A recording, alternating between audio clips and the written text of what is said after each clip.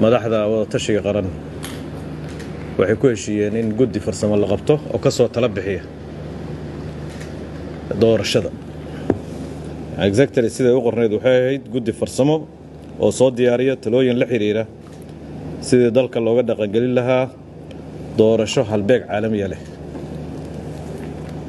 horeyna waxaa jiray oo lagu soo heshiiyey nidaam doorasho midaysan oo dimuqraadi ah Juun buu ahaa kaasi.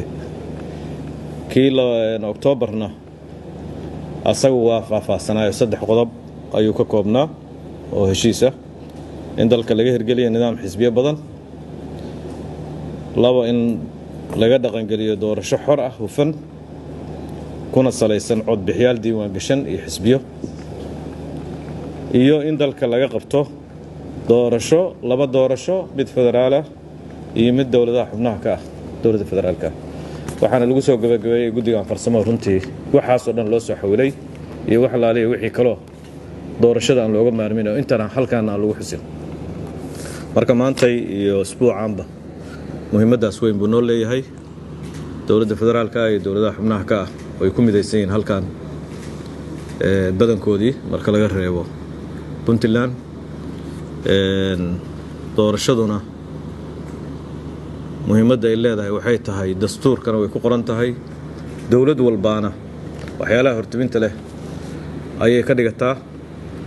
haddana waxaad moodaa sanadkan sanad ay ka rontahay inuusan jirin oo hadda sanadkii la soo doorasho termkii hore 2017 ilaa 2022 hal mar baa doorasho laga hadlaan u malaynayaa shirki Baydhabo oo doorasho midaysan dalka ka dhacdo. laakiin waxa la ajiif gareeyay runtii in sharciga xisbiyada sharcigii doorashooyinka in la baas gareeyo in xisbiyo 110 ku dhawaada in la diiwaan geliyo. marka taas progress waxay ahayd horey loogu dhaqaaqay oo dalku ilaa xad hadda infrastructure macquul ah yaala oo doorashooyinka hadii marka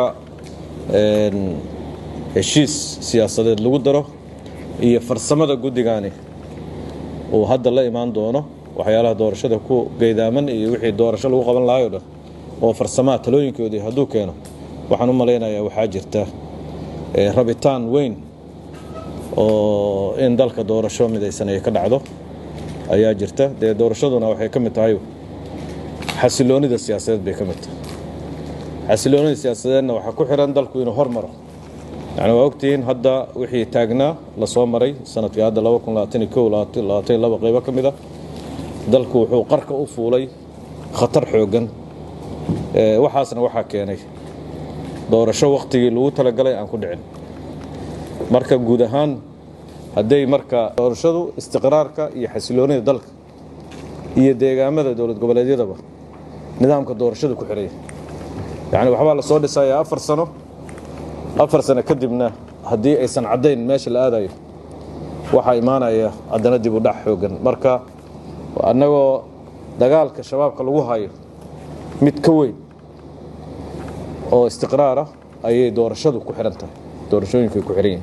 marka meeshaan hawl weyn baa taalla qofka muwaadinkaana runtii xaq wuxuu leeyahay inay sinaadaan sanad walba 100 qofood ama 50 qofood in la yiraahdo waxay matalayaan ummadii kalena halkaan ay soo joogtaa. runtii waxa weeye waa xuquuq badan oo dadka Soomaaliyeed ka maqan baa jirta. marka waxaan rabnaa si Soomaalinimo si maaragtay dalkan dani ugu jirto dadkan khibrada inay u fakaraan keenaan nidaam doorasho talooyin doorasho oo runtii madaxdu markay aragto lagu wada qanci karo oo hadda dawladda federaalkana runtii hadda wax gaar ah oo riixaysoon ahayn in dalkan doorasho laga hirgeliyo ma jirto. taasaa marka lagu wada fikirayaa doorashooyinkuna hadda standard adduunka oo dhan standard weeyo kalsooni baana asaas u ah. marka kalsoonidiina way jirtaa haddeertaan aad iyo aad baan u mahadsantihiin. waxaan rajaynaynaa toddobaadkan in wax weyn la xaqiijiyo oo wax lagu diirsado. shirkii hore waxbaa la xaliyay laba arrimood oo waaweyn oo issues oo yaalay ayaa NCC xalisay. shirkii ka horeeyay arrimaha amniga iyo structure-ka amniga lagu heshiiyey.